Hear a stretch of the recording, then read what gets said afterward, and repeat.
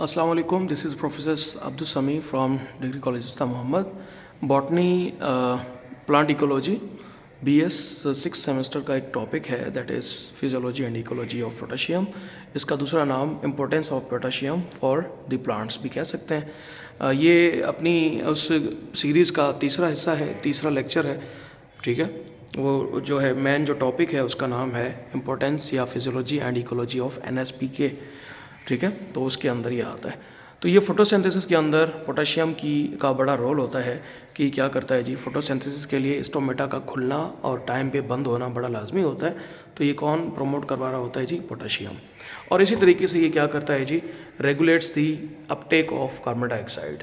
एक लेक्चर के अंदर हमने बात की थी कि कार्बन डाइऑक्साइड कितना ज़रूरी होता है और अगर ये नहीं होगा तो क्या मसले होंगे। इसके लिए भी आपको इसी चैनल पे एक वीडियो नज़र आएगी, right.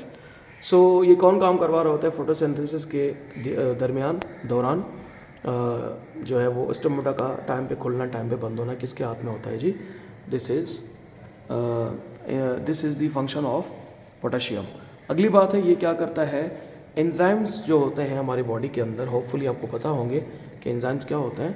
Enzymes are the catalysts, जो कि बायो कैटलिस्ट्स होते हैं, जो किसी भी फंक्शन को करवाने के काम आते हैं और ज़्यादा स्पीड अप करवाते हैं। तो इसको एक्टिवेट करना, यानी एक तो होता है एंजाइम खुद काम करते हैं, वो अलग बात है, लेकिन एंजाइम को भी बेदार करना कि भी उठो फलां काम करो, ये कौन करवाता है जी, again the hero is potassium, right.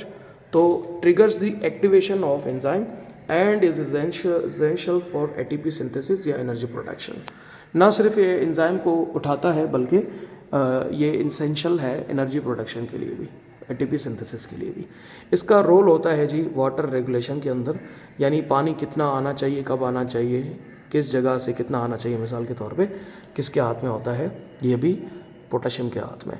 और इसके अलावा ड्रॉट रेजिस्टेंस, आप कह सकते हैं कि जो खुश्क साली होती है, यानी कि पानी की कमी हो जाती है, शदीद कमी, उसे भी इस तरह के ख़तरों से भी कौन बचाता है, पौधों को पोटाशियम बचाता है। अगली बात जी, प्रोटीन सिंथेसिस के अंदर भी इसका बड़ा रोल होता है और स्टार्च सिंथेसिस भी होती है पौधों के अंदर। तो वो जो एंजाइम्स रिक्वायर्ड होते हैं स्टार्च की सिंथेसिस के लिए, तो उसे भी कौन रेगुलेट कर रहा होता है जी, again this is the potassium. अच्छा, स्ट्रेस टॉलरेंस के लिए भी इस्तेमाल किया जाता है, यानी काम आता है पोटाशियम। किस तरह से, मुख्तलिफ़ किस्म की जो पोल्यूटेंट्स होते हैं, air pollution, water pollution, noise pollution, मुख्तलिफ़ किस्म के और जो है पोल्यूटेंट्स होते हैं, ये माइक्रोब्स वगैरह होते हैं, ये क्या करते हैं, डैमेज करते हैं। इस तरह के ख़तरों से बचाने के लिए कौन काम करता है, पोटाशियम। ये क्या करता है जी, पौधों को आप कह सकते हैं दूसरे अल्फाज में कि ढीठ बनाता है कि वो क्या करें, रेजिस्ट करें against the different sort of pollutants और मुख्तलिफ़ चीज़ें। इसके अलावा पानी वगैरह अगर कम हो जाए तो उसकी कमी से कैसे बचना है, ये सिखाता है कौन, पोटाशियम। किसको, पौधों को। अगली बात जी, UV रेज वगैरह जो होती हैं, इनसे भी बचाना सिखाता है कौन, पोटाशियम। किसको, प्लांट्स को। तो this was all about the stress tolerance. ये स्ट्रेस ज़रूरी नहीं है कि ये हो, इसके अलावा प्रेशर है, वाइब्रेशंस वगैरह हैं, ग्रेविटी वगैरह है, या इसके अलावा और भी बहुत सारे होते हैं। तो मैंने एक ओवरव्यू दे दिया आपको, ठीक है। अगली बात, इसके अंदर सेल सिग्नलिंग के अंदर बड़ा हेल्पफुल होता है कि सेल किस तरह से एक दूसरे के साथ कम्युनिकेट करते हैं, वहाँ पे भी बड़ा इसका रोल होता है। अगली बात, इसके अंदर लाइक रिस्पायरेशन के अंदर इसका अमल होता है, क्लोरोफिल फॉर्मेशन के अंदर इसका अमल होता है, न्यूक्लिक एसिड का बनना यानी DNA RNA का बनना भी इसके हाथ में होता है। इसकी सही से जो है काम कौन करवा रहा होता है, अगेन पोटाशियम। अगला है ट्रांसपीरेशन रेगुलेशन। ये वही काम है जो हमने 2 बार पहले जिक्र किया है कि खुश्क साली और पानी का मेंटेनेंस और इसके साथ साथ ट्रांसपीरेशन वगैरह के जिस्म से, पौधों के जिस्म से इजाफी पानी है वो ज़्यादा निकल ना जाए, कहीं ये निकल ना जाए तो पौधे को नुकसान होगा। ये भी किसके हाथ में होता है, अगेन पोटाशियम के हाथ में। अगली बात जी, डिफिशेंसी अगर हो जाए पौधों में पोटाशियम की, तो हमें कैसे पता चलेगा कि ये फलां पौधा पोटाशियम की डिफिशेंसी से वो है, तो हमें कैसे पता चलेगा। सबसे पहली बात, स्टंटेड ग्रोथ।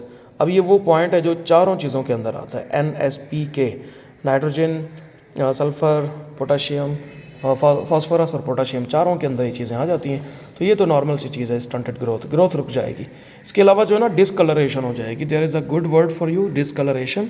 इसका मतलब होता है कि कोई भी चीज़ अपना नॉर्मल कलर खो दे, कलर चेंज हो जाए, इसे डिसकलरेशन कहते हैं। ठीक है, तो ब्लूइश ग्रीन कलर बन जाता है। यू कैन सी हियर कि ये जो है एक ग्रीन कलर है और ये एक जो है ब्लू कलर है। ये दोनों मिल जाएंगे तो कुछ ये ब्लूइश ग्रीन या ग्रीनिश ब्लू कलर बन जाएगा।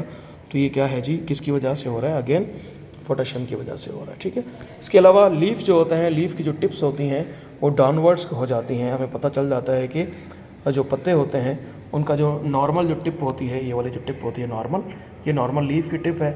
लेकिन ऐसा पौधा जो पोटेशियम डिफिशिएंट है, ये लिखा हुआ है ना, पोटेशियम डिफिशिएंट लीफ या पौधा, उसका जो पत्ता होगा वो डाउनवर्ड हो जाएगा, टिप उसकी डाउनवर्ड हो जाएगी। So this was all about the potassium, it's functions and it's deficiency. And में हम बात करते हैं कि करेक्टिव मेजर्स या इसकी ट्रीटमेंट क्या होगी। तो जाहिर सी बात है सल्फेट ऑफ पोटाश दे देंगे, जिससे ये मसला हल हो जाएगा। I hope you have got the lecture. इसका जो है वो जो भी क्वेश्चंस एक दो पूछे हैं, अगर आपको लगता है कि उसके जवाब आपके पास हैं, so you must comment below, right.